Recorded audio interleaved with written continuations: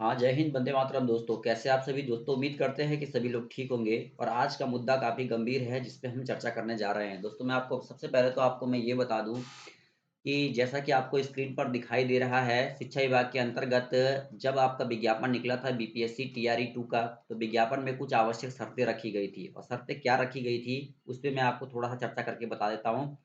शर्तें ये रखी गई थी दोस्तों कि जो बीपीएससी टीआरई की परीक्षा है यानी टीआरई 2 की परीक्षा है, उसमें सबसे पहले आपको भाग 1 यानी कि भाषा अर्हता में उत्तीर्ण होना आवश्यक है। जब आप उसमें उत्तीर्ण हो जाएँगे तभी जाके आपकी जो कॉपी है वो सेकंड और थर्ड वो चेक होगी, ठीक है?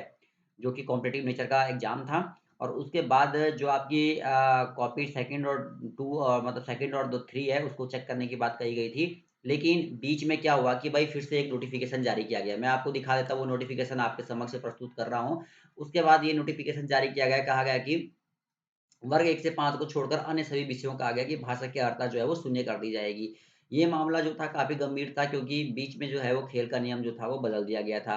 अब जब खेल का नियम बदला गया तो भाई खिलाड़ी तो परेशान होंगे ही, तो शिक्षक अभ्यर्थी बहुत ज़्यादा परेशान हो गए। परेशान होकर वो पटना हाई कोर्ट में चले गए और मैं आपको दिखा देता हूँ यहाँ पे कि अब आप देखिए मैं आपको दिखाऊँगा यहाँ पे विस्तार से कि कौन है जिसने वो केस फाइल किया है। तो देखिए ये हैं मोहम्मद हसन रेज़ा। मोहम्मद हसन रेज़ा ने ये याचिका दायर कर दी है और याचिका के ज़रिए जो 4 नवंबर को जो नोटिफ़िकेशन निकला था, उसको उसके द्वारा सभी परीक्षाओं को रद्द करने की बात कही है। देखिए, यहाँ पे उन्होंने क्या कहा है याचिकाकर्ता ने, देखिए क्या कहना है उनका।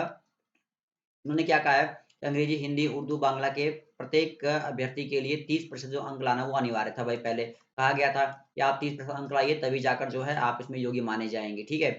लेकिन कारणवश क्या हुआ कि बीच में खेल का नियम ही बदल दिया गया, भाषा की अनिवार्यता को समाप्त कर दिया गया और अब देखिए सभी विषयों की परीक्षाओं को रद्द करने के लिए यहाँ पे मैं आपको दिखा देता हूँ, लास्ट में देख लीजिए, अनुरोध किया गया है। याचिका में आगे उक्त परीक्षाओं के परिणामों को रद्द करते हुए आदेश देने का अनुरोध जो है वो किया गया है।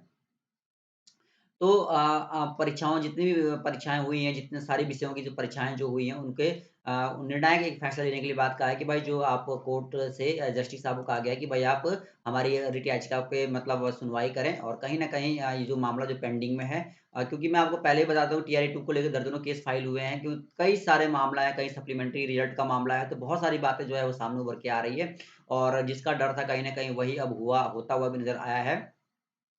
और याचिकाकर्ता का कहना है कि अधिसूचना में यह भी उल्लेख किया गया था कि भाग 1 यानी कि अंग्रेजी, हिंदी, उर्दू, बांग्ला के लिए प्रत्येक अभ्यर्थी को 30 नंबर लाना अनिवार्य था। तो ये बहुत बड़ी अपडेट आ रही है सामने उभर के, जैसा कि मैं आपको बता रहा हूँ और आप देख सकते हैं यहाँ पे ये बात जो क्लियर कर दी गई है और ये मामला था, ये नोटिफ़िकेशन था, आप इसको देख लीजिए। इसमें स्पष्ट रूप से कहा था कि जब भाग 1 में आप उत्तीर्ण होंगे, तभी जाकर आप भाग 2 और भाग 3 में यानी कि पहले आपको भाग 1 जो है, वो आपको क्वालीफाई करना पड़ेगा। तो ये बहुत बड़ी बात है दोस्तों, देखते हैं क्या कुछ होता है। फिलहाल मामला काफ़ी गंभीर है।